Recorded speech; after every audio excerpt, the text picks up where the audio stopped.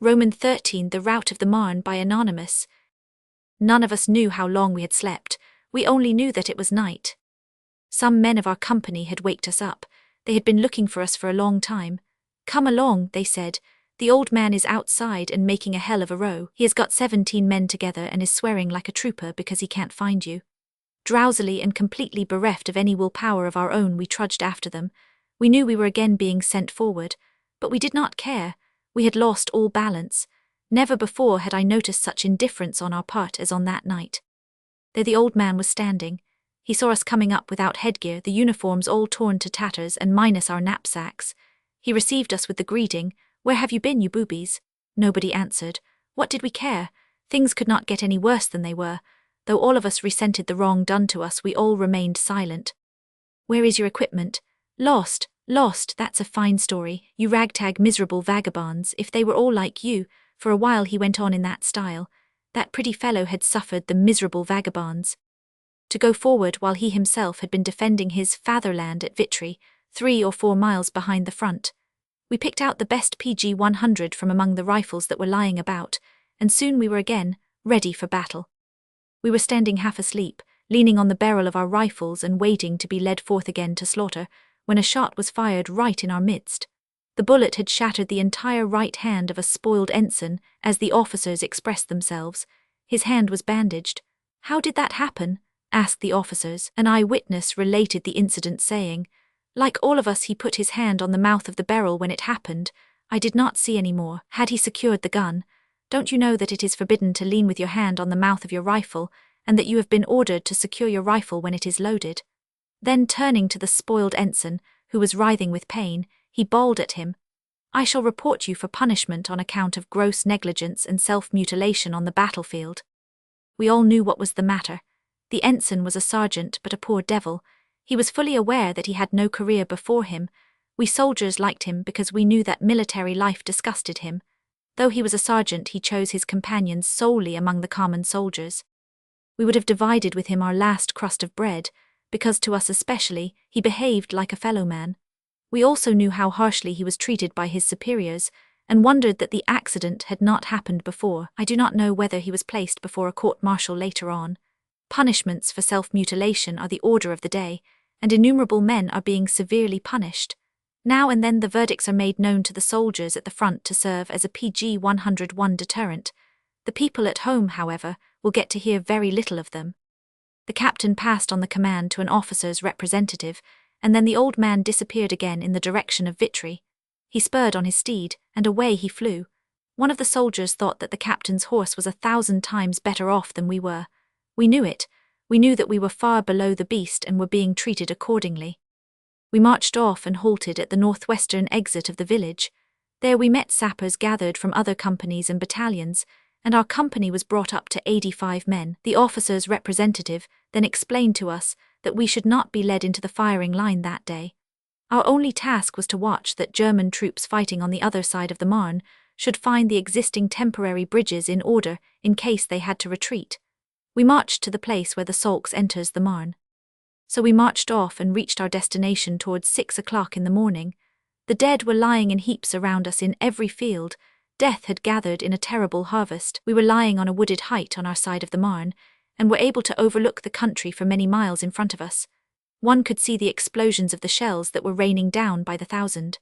Little, almost nothing was to be seen of the men, and yet there were thousands in front of us who were fighting a desperate battle. Little by little, we could make out the faint outline of the struggle. The Germans were about 1.5 miles behind the Marne in front of us. Near the banks of the Marne, large bodies of German cavalry were stationed. There were only 2 tumble-down bridges constructed of makeshift materials. They stood ready to PG 102 be blown up, and had plenty of explosive matter, dynamite, attached to them. The electrical priming wires led to our position. We were in charge of the firing apparatus. Connected by telephone, we were able to blow up the bridges in an instant. On the other side, things began to get lively. We saw the French at various places pressing forward and flowing back again. The rifle fire increased continually in violence, and the attacks became more frequent. 2 hours passed in that way.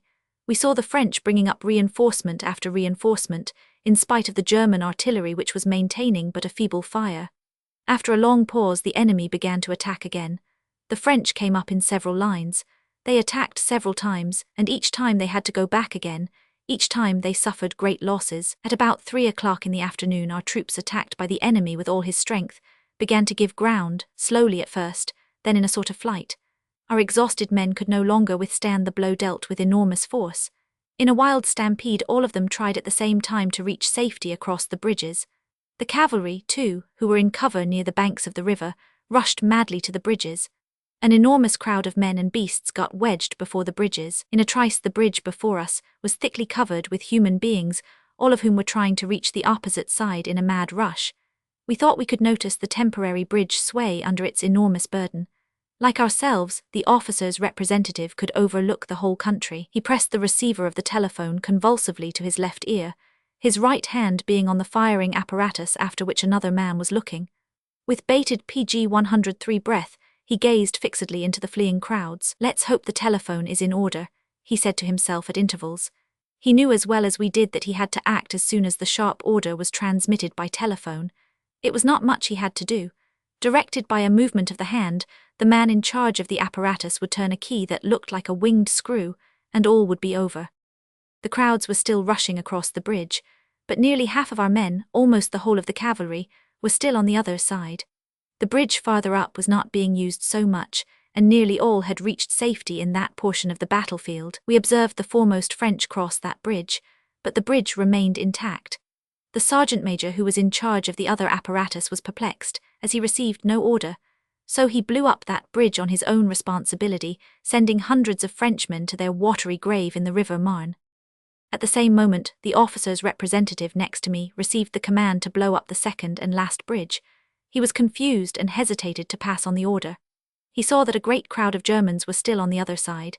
He saw the struggles of that mass of men, in which everyone was trying to be the first one to reach the bridge and safety beyond. A terrible panic ensued. Many soldiers threw themselves into the river and tried to swim across. The mass of soldiers on the other side, still numbering several thousands, were pressed harder and harder. The telephone messages were becoming ever more urgent. All at once the officer's representative jumped up, pushed aside the sapper in charge of the apparatus, and in the next second a mighty explosion was heard.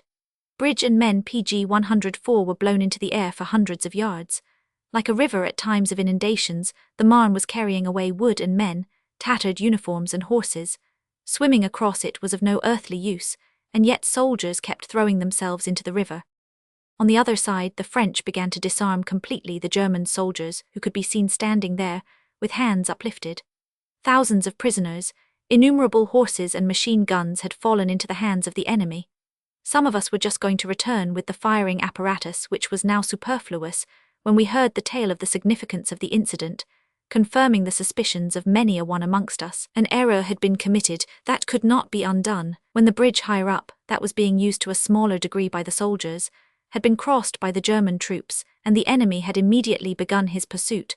The staff of officers in command at that passage intended to let a certain number of enemies cross the bridge, a number that could not be dangerous to the German troops who were in temporary safety. Those hasty troops of the enemy could not have received any assistance after the bridge had been blown up, and would have been annihilated or taken prisoners.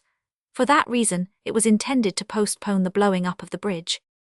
However, the sergeant major in charge of the firing apparatus imagined, as his thoughts kept whirling through his head, that the telephone wires must have been destroyed, and blew up on his own initiative the bridge that was densely crowded with Frenchmen, before our opponents succeeded in interrupting the wires. But at the same time, the officer's representative in charge of the firing apparatus of the second bridge PG-105 received an order, the words of which, as he later himself confessed, were not at all clear to him, threw aside the receiver, lost the absolutely necessary assurance, killed all the people on the bridge, and delivered hundreds upon hundreds into the hands of the enemy. We had no time to gather any more detailed impressions, for we received the order that all the men of our company were to gather at Vitry before the cathedral. We began to sling our hook with a sigh of relief, that time a little more quickly than ordinarily, for the enemy's artillery was already beginning to sweep the country systematically. We heard from wounded men of other sections, whom we met on the way, that the French had crossed the Marne already at various places. We discussed the situation among us, and found that we were all of the same opinion. Even on Belgian territory we had suffered heavy losses. Every day had demanded its victims. Our ranks had become thinner and thinner.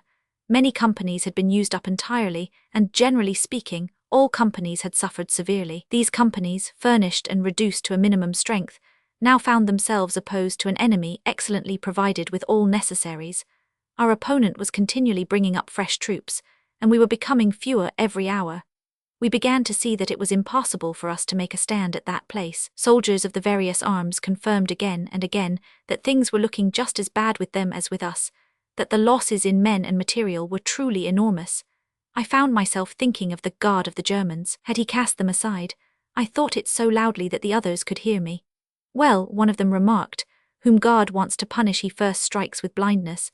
PG 106. Perhaps he thought of Belgium, of Druchars, of Sarmepi, of Suips, and of so many other things, and suffered us to rush into this ruin in our blind rage. We reached Vitry. There the general misery seemed to us to be greater than outside. There was not a single house in the whole town that was not overcrowded with wounded men. Amidst all that misery, pillaging had not been forgotten. To make room for the wounded, all the warehouses had been cleared, and their contents thrown into the streets. The soldiers of the ambulance corps walked about, and everything that was of value and that pleased them they annexed.